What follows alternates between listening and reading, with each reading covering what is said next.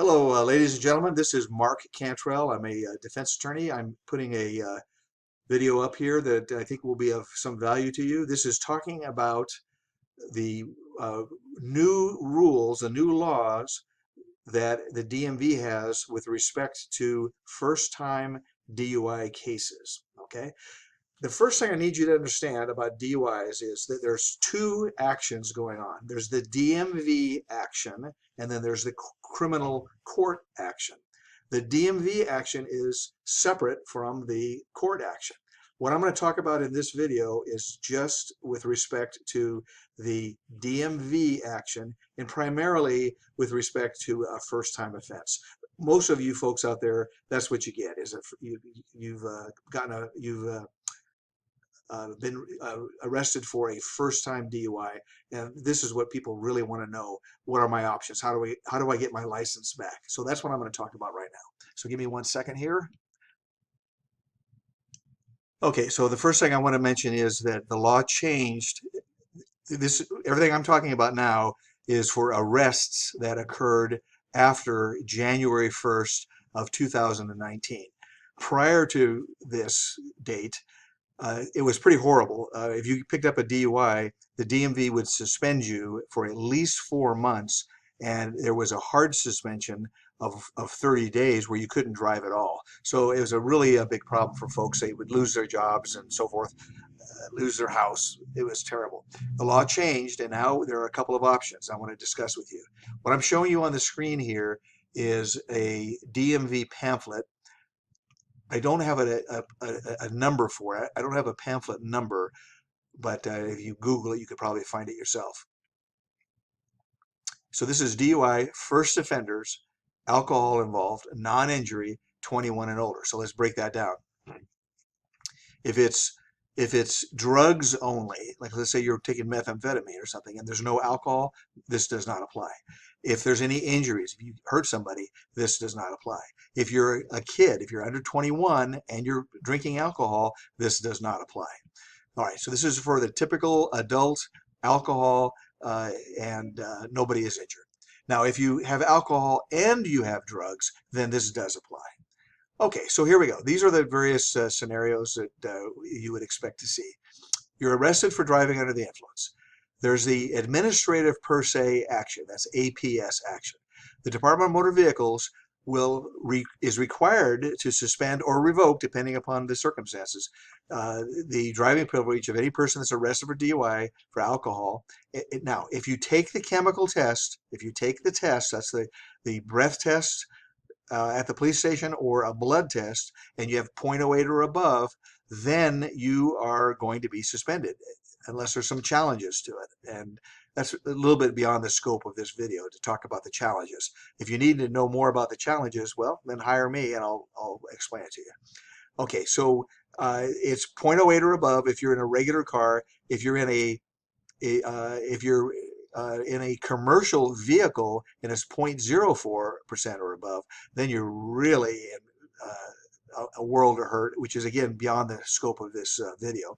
And if you are on probation and you have any measurable amount of alcohol whatsoever, you're going to lose your license, okay?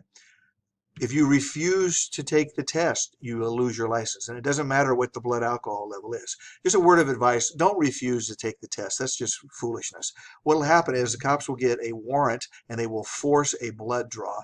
And the DMV will suspend you for a year, at least, okay? Again, this is for a first offense. So it's for a first offense, you're suspended for a year. For a second offense, it's more time. But let's focus on first offenders. Okay, so now here's another nuance here. If you're 21 years of age or older, and if you did take the test, what's going to happen? If the test showed 0.08 or above, and it's your first DUI arrest, you're going to get a 4-month license suspended. Now, what happens is the cops take away your physical license. If it's a California license, they'll take away your license. They'll give you a pink form. It's called an order of suspension and a temporary license. That pink form, that temporary license, is good for 30 days. At the end of the 30 days, you're pretty much automatically suspended. However, you can request a hearing. As long as you've asked for a hearing within 10 days, within 10 days, that's what it's talking about here, then the license suspension or revocation is stayed. We call it being stayed, S-T-A-Y-E-D. That just means it doesn't take effect temporarily anyway. It's pending the results of the hearing. Okay, now on these administrative hearings, they're called APS hearings. A lot of people feel they're unfair. I can't disagree with that, but you do have that option of requesting a hearing. What the DMV hearing officer is looking for is whether or not there was probable cause to stop you, to detain you, to arrest you. They are looking at whether or not your blood alcohol is 0.08 or above.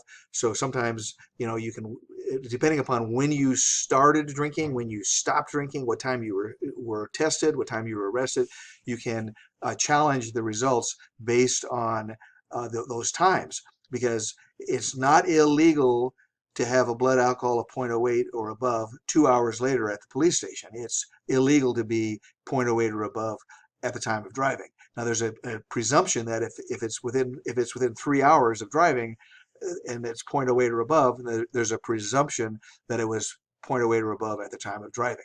But sometimes you can challenge that, get an expert to come in and talk about whether or not it was 0.08 or above at the time of driving. So that's the APS hearing. Okay, so let's talk about what happens. How do you get your license back? Is there any hope whatsoever? The good news is yes. Since January 1st, 2019, there's a lot more flexibility here. There's two paths you can go down. There's this path. This is the IID path, ignition interlock device, and this is the restricted license. This is what we used to call the restricted license. Now they're both called restricted license, but it's very confusing. This one here, the ignition interlock device, the only restriction is you have to be driving a vehicle with the ignition interlock device. So that is a restriction, but it's not what we used to call a restricted license. This one here is a restricted license, and the reason we call it a restricted license is because you are only allowed to drive to and from your employment, to and from your DUI program, to and from any related activities for your DUI program. And the DUI program is your school that you have to go to. So let's take these one at a time. Most people do not want this one. This one, this is the old-fashioned one.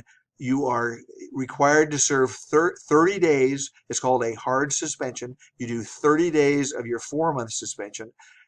And after you do the 30 days, then you go and you can get the restricted license. Your restricted license is going to be for 5 months.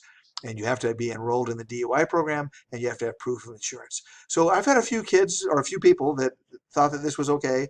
They were like students, and they didn't care if they didn't have a license for 30 days. They rode their bicycle to school anyway. So they said, well, what the heck? I'll just endure that 30-day hard suspension. So for some people, this is just fine. And the advantage of this one is you don't have to do that ignition interlock device. On the other hand, if you're a working person and you have to have your license, you cannot stand to have a hard suspension, well, then this is a better option for you. You can apply for the restricted license immediately, and you can get your license immediately with the installation of an IID. That's the ignition interlock device. You can drive anywhere you want. It doesn't have to be just for work. You can drive to the beach and go surfing. It doesn't matter as long as you have the ignition interlock device. So here are the steps. You have to go to the DMV office, apply in person. You have to provide proof of enrollment in a DUI program, have proof of insurance, and you have to have proof of the ignition interlock device. Okay, so now once you've done your 4-month suspension, that's that's the other option. That's option number 3. Let's suppose you don't do anything. You just say, well, you know what? I'm going to school. I'm at UCR. I don't care if I have a license. I'm going to accept I'm going to accept the suspension for 4 months. Well, that's fine. Once you do that, then you can go ahead and reinstate your driving privilege with no restrictions. Okay. Now, here's a big caveat right here.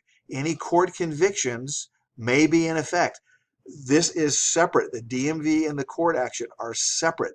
If you get a court conviction, there's a separate suspension. That's called the mandatory suspension. And I'll make a different video about that. So keep that in mind. These are two separate actions here, DMV and court. Okay, and if you had a commercial driver's license at the time of the conviction, or excuse me, at the time of the arrest, you are in a world of hurt. You're going to lose your commercial driver's license. You're going to have to uh, downgrade to a normal driver's license. Okay, so now this is talking about what happens if you're convicted of driving. Okay, if you get a criminal conviction. So I said I was going to do a separate video, but I see I have enough time here. I think I'll be able to go ahead and get this one done. Okay, so if you get convicted, you're going to, on a first offense, the DMV will get a notice and the DMV will suspend you. It really isn't the judge that suspends you, it's the DMV. It's either going to be for 6 months or 10 months. It depends upon your alcohol level. If it's less than 0.20, then it's for 6 months. That's what it does is it affects the class that you have to take. If it's a high blood alcohol level, your class is a different class than if it's the normal level. In Riverside County, for example, a normal DUI class is only 3 months, and you're suspended.